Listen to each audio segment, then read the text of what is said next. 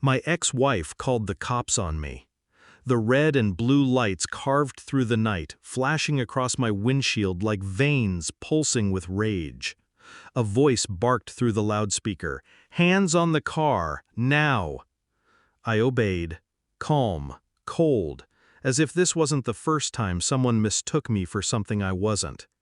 The slam against the metal echoed, my cheek pressed against the hood. The handcuffs clicked too tight. I smiled, not because it didn't hurt, but because I knew who was behind this little performance. Her, my ex-wife, standing on the porch of what used to be my house. Her arms crossed, her lips twisted with satisfaction. A shadow of victory painted across her face. She had called me a prowler, a criminal, to the police, and they believed her. But I stayed silent, because I knew something she didn't, something that would change the temperature of the night. A small voice broke through the chaos. My son's, steady, cold. "Officer, uncle, check the name on the plaque, the one nailed to the wall right next to the door." The officer paused, turned, shined his flashlight. His eyes widened, his hand loosened, and just like that, the cuffs came off. "Sir, we are extremely sorry." But the damage was already done. This wasn't the first time she'd tried to erase me. The divorce wasn't enough. The custody battles weren't enough. She needed to rewrite the narrative, paint me as a shadow creeping around her life, an intruder where I once belonged. But beneath the staged panic in her voice, I could taste the motive. It wasn't fear, it was desperation. Because I had started asking questions, quiet questions. Why my son's features didn't line up with mine. Why certain late-night phone calls ended in hurried clicks. Why his school records listed a contact number I didn't recognize. Details, small, inconvenient details. I never accused, I never raised my voice. But she saw the way I watched her, and she panicked. The Prowler call wasn't just to humiliate me, it was to silence me, to make sure I never got close enough to uncover what she had buried beneath the surface of our marriage. But it was already too late for her. I had already started pulling threads. The truth isn't loud, it's quiet. It whispers through inconsistencies and slips through half-finished lies. I learned that fast. Her phone records were my first thread, a number she dialed every night past midnight. Same number listed on school files as an emergency contact, not mine.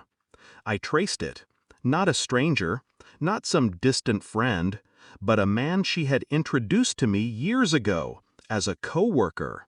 I remembered the handshake, the forced politeness, the faint smell of cologne that lingered on her clothes afterward. I didn't confront her, not yet. I dug deeper. DNA. It was easier than I thought. My son's toothbrush, a swab from my cheek, a test ordered online, delivered in a plain envelope. No witnesses. The days waiting felt longer than the years of my marriage.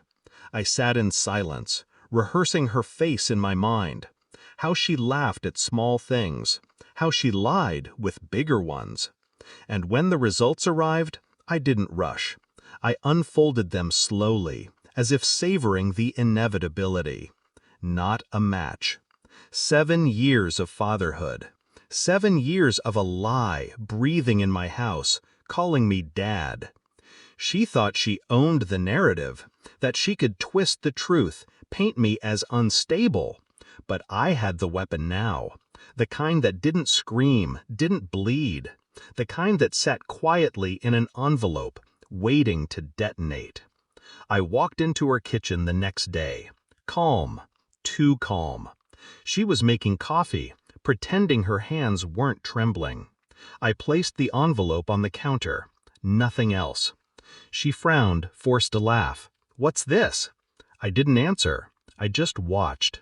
Her fingers opened it. Her eyes skimmed, and then stopped. The color drained from her face.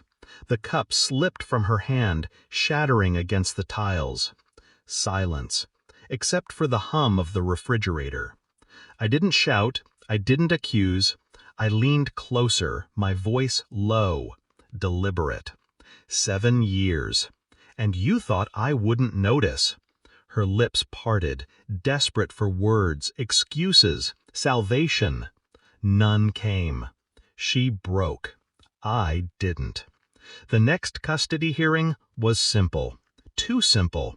I didn't need theatrics. I didn't need tears. I handed the judge the envelope. Clinical. Efficient. Her attorney tried to speak, to argue, to drown the truth in noise. But truth doesn't argue.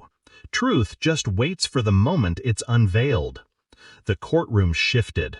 The judge's eyes sharpened. The record was changed forever. She looked at me then, pleading, broken, stripped of her carefully constructed lies. And I smiled. Not because I won, but because she lost. Because the mask she wore for years cracked wide open, and everyone saw the rot beneath. That night, I drove past the house. The same house where she once called me a prowler. The porch light glowed faintly. Her silhouette lingered in the window, smaller than I remembered. My son slept inside, not mine by blood, but mine by memory, by years of bedtime stories and scraped knees. I didn't hate him, I never could. But her voice would never control the narrative again. The truth had cut deeper than any accusation she could invent. And as I pulled away, the thought settled in, final, sharp, undeniable. She had destroyed herself with her own lies. All I did was let her.